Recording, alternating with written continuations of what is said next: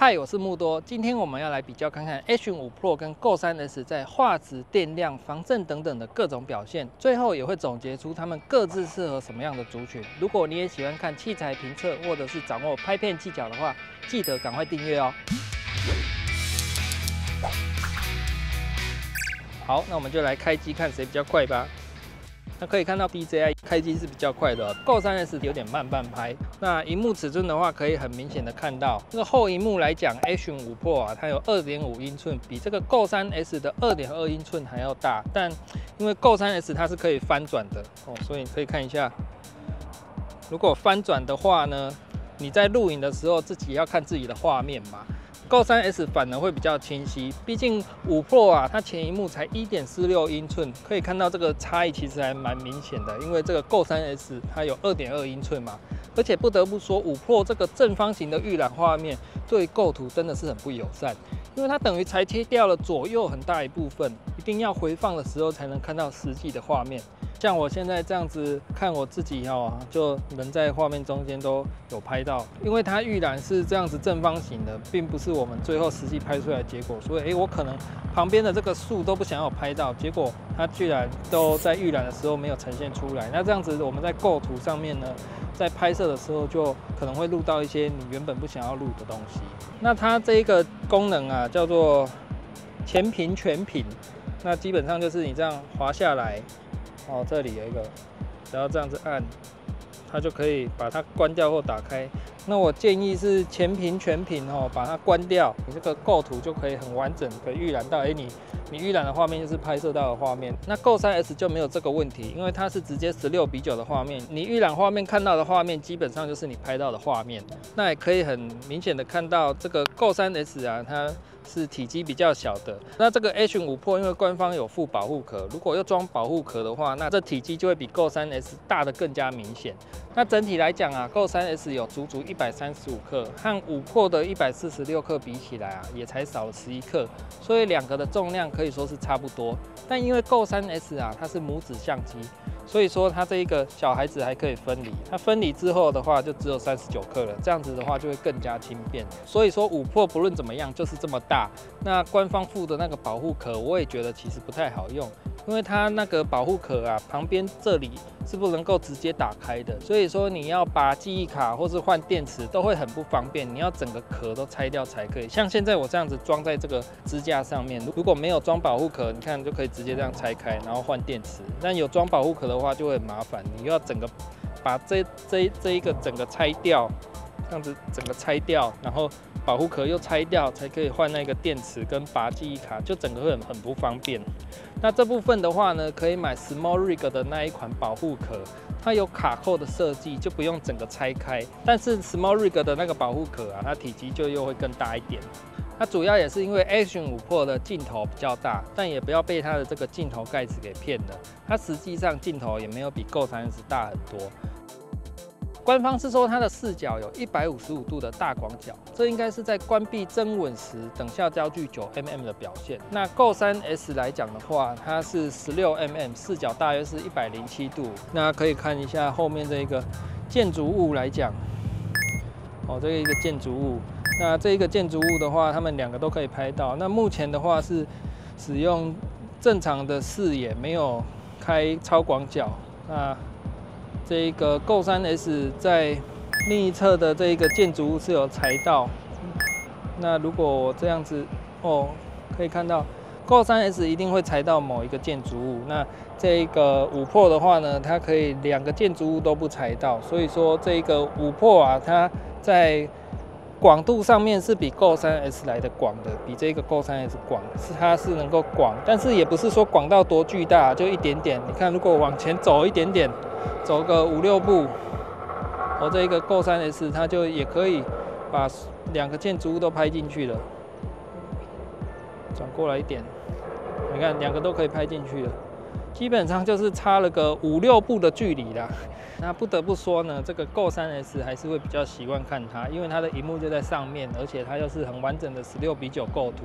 这个5 Pro 啊，就是这一台，你看它的时候就会看到一个正方形的框框，那这个正方形的框框你就会有点不习惯。那今天的天气呢是很昏暗的一个状态。因为台湾最近有台风登陆，那现在是台风刚离开，那刚好也就可以测试看看这个 Go3S 是这一台，还有5 Pro 他们彼此之间画质的表现如何。像这样子，在这样的一个环境啊，那这样子看下来 ，Go3S 它锐利度是比较高的，不管是前面的草丛，或者是远方的这个启动机，可以看到这启动机左下的部分都还可以看到这个线条。5 Pro 的话就已经模糊了，但 Go3S 它这个锐利度感觉是用对比度来调的，所以它虽然看得到线条，可是却没有显得那么自然。那通常这种相机势必就是装在你的头上或胸前，或者是脚踏车啊，你的交通工具上，所以说防震的功能呢就也很重要。那目前来讲，这2台啊，这一台是 Action 5 Pro， 这一台是 Go3S， 它们2个都是开防震最强，并且是最广角的状态，我们就来走一段看看。那这个道路呢是有一个高低起伏的路况，那我走也是很自然的走。那目前这个模式是标准镜头，它画面就没有那么广。那一样是最强的增稳模式，我们就来看看2个的表现。一样，这一台是5 Pro， 这一台是 Go3S。那这个画面来讲的话，我也是走自然的走路，但是这个路啊是有一点高低起伏的，我们就来看看这表现如何。那目前的模式一样是没有超广角，但是我们把防震整个都关掉了。这一台是5 Pro， 这一台是 Go3S， 来测看看，这样走一小段，我也是自然的走，看它这个防震的效果怎么样。那再来试看看，现在是超广角，那防震的功能完全关掉的状态。这一台呢是5 Pro， 这一台是 Go3S。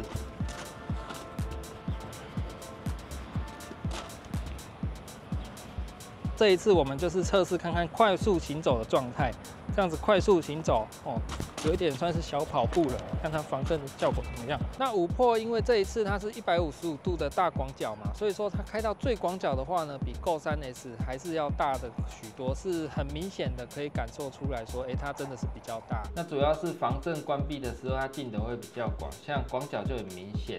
到了这个标准镜头的话，也可以看得出来说是 Action 5 Pro 比较广。但是如果到了防震最强的话呢，这个标准镜头下可以看到 Action 5 Pro 跟 Go3S 2个的广度可以说是几乎一模一样的。那到了防震最强又最广角的状态，反而会是 Go3S 看起来比较广。那这2台虽然都能够拍 4K， 但5 Pro 的 4K 啊，它能够达到每秒120格。那 Go3S 的 4K 最多就30格而已。所以如果你想用慢动作的话呢，5 Pro 也会比较适合。这一个是 4K 120p 的规格，这是5 Pro 才有的 ，Go3S 没有。所以说这样子同样的一段素材呢，这个5 Pro 啊，在后置上面呢，就又可以做一个慢动作的效果。现在就是放慢10倍，那可以看到 Go3S 就变成一格一格的，它就是整个都不会像 Action 5 Pro 这么顺畅。而且它如果是用1080p的规格呢，甚至能够每秒到240格。这种倍率下呢，就能看到很有趣的画面。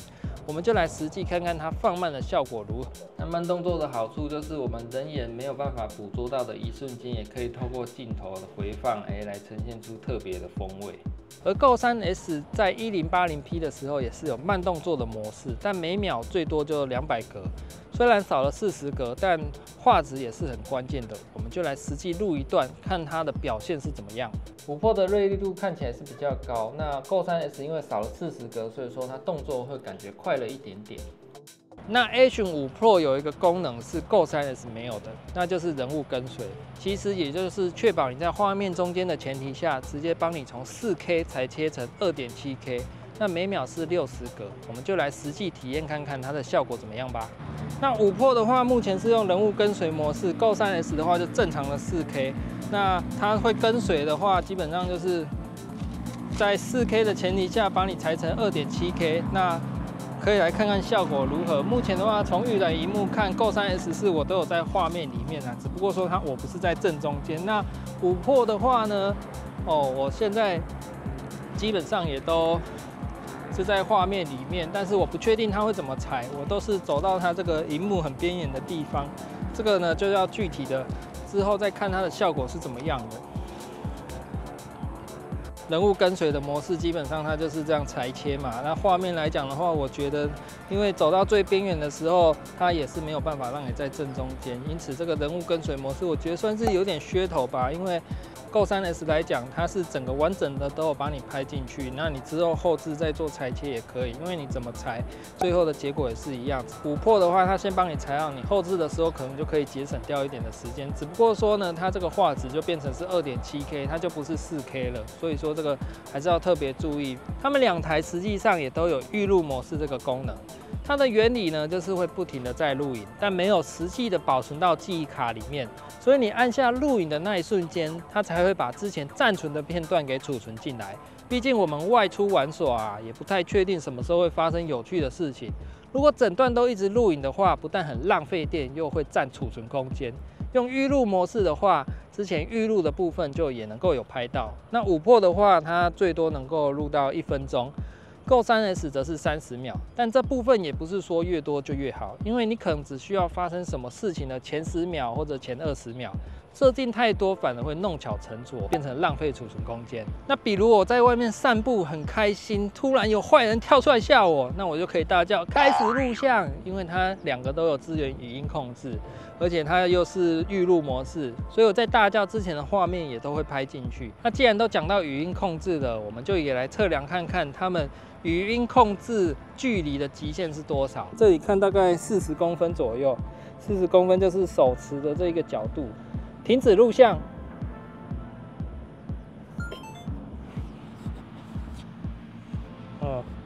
40公分来讲的话，两个都很灵敏，都能够正确的接收到。那我们再来试看看，我现在到130公分看看，开始录像。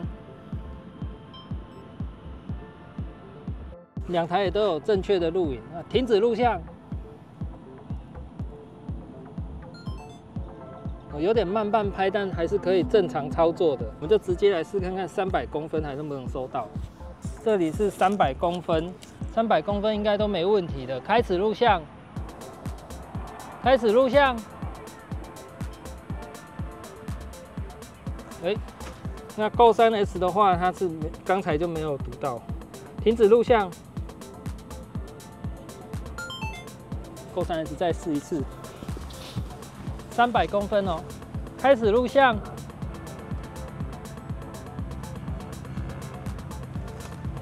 那这一次换这个琥珀，它没有接收到了，停止录像。所以300公分，像现在风有点大的话，可能就变成说它会有一点不稳定。距离600公分，它应该 就都完全听不到，我们就实际测看看吧。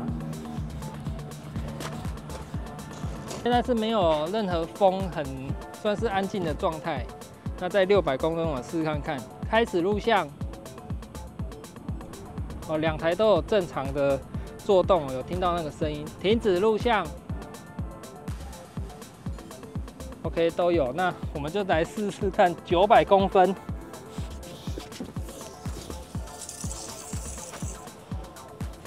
那现在是在900公分哦，开始录像，开始录像。我好像有听到一个声音，是什么？900公分有听到一个提示音，哦，是琥珀在900公分有接收到我的讯息，停止录像。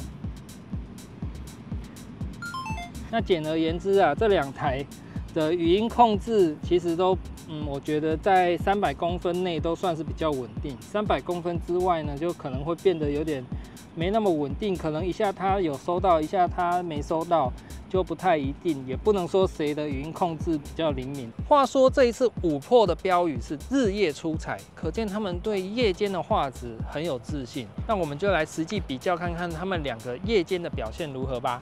那目前使用的是标准录影，那这一台的话是 Go 3S， 这一台是5 Pro。那 H5 Pro 的话，在相同的光线情况下，相同的光线条件下，它是明显整体比较亮的。它目前也只是开普通录影，都还不是用它的超级夜景的那一个模式。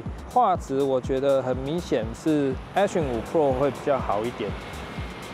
那这个这一个天桥，它上面都有铺满这个走道灯，所以说还算蛮亮的。那目前到这个地方就没有任何的灯光，但可以看到 Action 5 Pro 呢，还是可以拍出来这个地板还是看得到，还可以反射。Go 3S 的话，是整个就黑一片了。那没关系，我们就来给它补一个灯吧。我们补一个灯光，看这个 Go 3S 会不会好一点？因为说实在的，这里的光线就不是很充足啊。在夜晚的话，这种运动相机目前都还没有办法到非常完美的状态。但是 Action 5 Pro 感觉好像可以，起码在这个小萤幕上面看，画质是不错的。我们就补一个这样子的补光灯来上去看看。这个补光灯是还蛮亮的，那这个亮到我觉得很刺眼。如果有补这一个光的话，而且灯也不是开最大，这个 Go 3S 画质就还不错。它起码人是清楚的，后面整个环境也还看得到，所以说这素材是完全可以用的。那 Action 5 Pro 的话呢，它整体就又会更亮，是包含整个环境啊都是很清晰的。像这一个，这是什么东西？这个道路啊，下面可以看到它这些道路都还有反光。那如果 Go 3S 来讲的话，这一台 Go 3S 它整个就黑掉了，包含这个另一侧的道路也是。但这才有夜晚的感觉嘛，对不对？所以说，我觉得只要你这个主角在讲话的人，画面是清晰的，这样子就够了。那再来我们讲麦克风的部分，这个 Action 5 Pro 因为是 DJI 嘛，他们就有联动到这个 DJI Mic 2，直接连接就可以用了。那 Go 3S 的话，它很可惜没有，所以就只能够用它内建的麦克风。因此目前的话，现在的声音就是这个 DJI Mic 2的声音，可以听看看这个音质怎么样。那再来呢，我们把这个麦克风关掉。麦克风关掉之后呢，就是 Action 5 Pro 它机内麦克风的声音，看听看这个声音怎么样。目前的环境的话，风是微风徐徐啊，不会很大，所以不至于说会有那种很强烈的噪音，不会有风声。那只是说，因为这是道路，所以会有来来往往的车辆。那再来我们听看看，这个是 Go 3S，Go 3S 它机身的麦克风的收音情况，一样的这一个道路环境，我们可以听看看 Go 3S 它的声音是怎么样。因为 Go 3S 比较可惜的是，它就没有办法接这个无线麦克风，所以说它就只能够用机身麦克风来这样子收音。所以说这个收音啊，它就很吃机身的麦克风。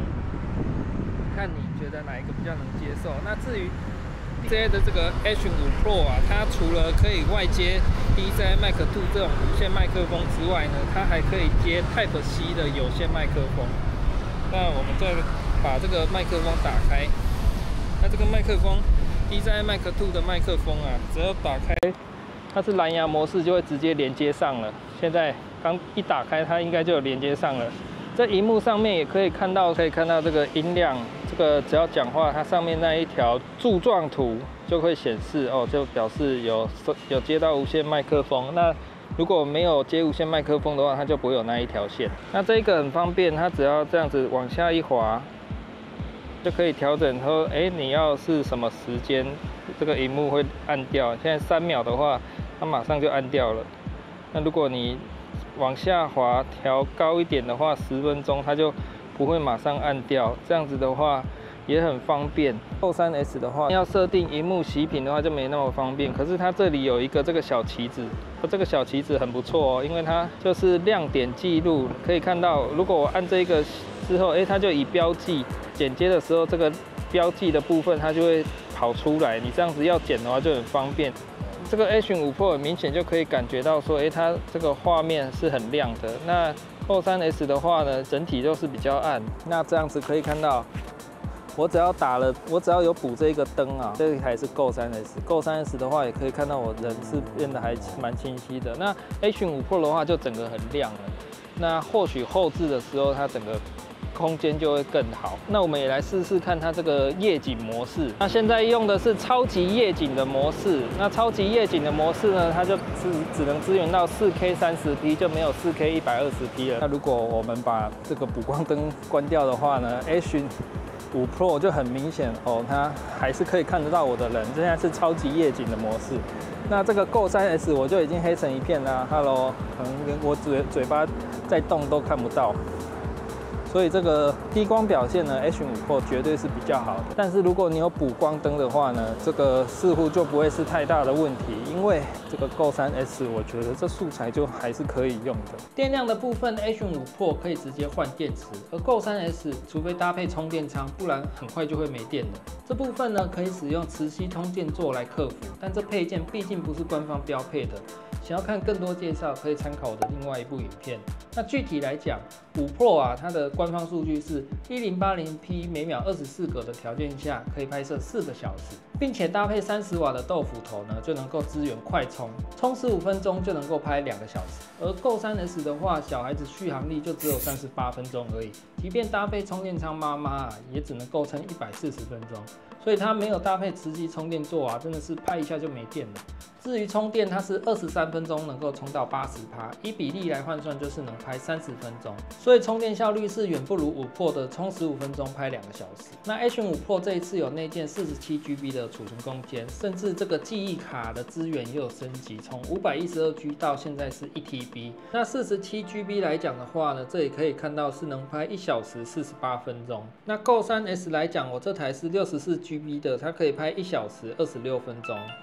那2台都很适合潜水，不过5 Pro 的话，它除了有内建压力针之外，它裸机潜水可以到20米。Go 3S 的话，它就没有压力针，而且裸机潜水只能够10米。这种旅拍的运动相机啊，往往都是比较画质，尤其是夜间的画质。毕竟目前各个品牌都没有明显的胜利者。然而这次5 Pro 虽然标榜着日夜精彩的旗号，看似解决了夜拍的痛点。但在实际体验下来，虽然夜间表现的确是比 Go 3S 好，尤其是夜间模式啊，它是可以透过机内的软体直接去做处理。可是我觉得它反而有点矫枉过正，虽然画面量很多，但锐利度也消失了，细节都不见了，而且人的皮肤看起来有一种塑胶感。坦白讲 ，Go 3S 模糊之下，反而也会有一种朦胧美。所以器材啊，也未必就是要看画质，因为除了画质之外呢 ，Go 3S 就有许多5 Pro 所没有的功能。简单来说啊，我认为 Go 3S 是赢在了机动性，毕竟它是母子相机，小孩子是可以离家出走的，而且本身小孩子就有磁铁，很方便的能够吸附在各种铁器上面，体积也很小巧，吸在胸前或卡在帽子上，因为很小巧，旁人可能都不会注意到，就算注意到了，他也不会觉得很不自在。而且也有亮点标记、间歇录影这些功能，在后置上都能够减轻许多负担。只不过因为体积小啊，所以电量也就小，而且容量最多也就只有 128G。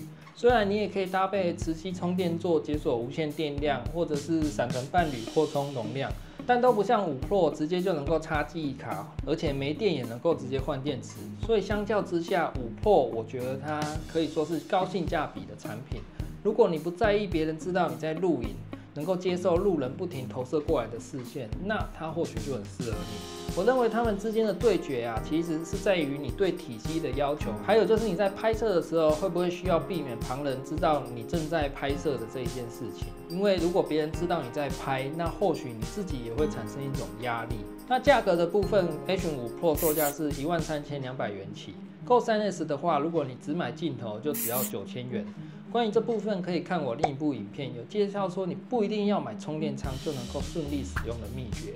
那如果你真的要有充电仓的话呢，它售价就是15000元起。但不论你选了什么器材啊，想必都是为了在旅途过程中将美丽的画面捕捉下来。毕竟出游啊，旅费动辄就要几万块，但只带回来一些模糊的回忆，就非常的可惜。所以，如果你想学习好怎么拍好 Vlog 的话，欢迎领取我写的 Vlog 指南针，那是一个旅拍指南，里面有各种旅拍的技巧，从旅拍的风格、器材选择到内容设计，还有照做就能够直接拍出来的故事模板，让你旅途发生的美好不再只是回忆，而是拍摄成可以和人分享的精彩影片。链接就在资讯栏，有需要就可以直接领取。有隐私相关的问题也可以直接加我的 LINE 留言，我看到就会在第一时间做回复。那我们下次见喽，拜拜。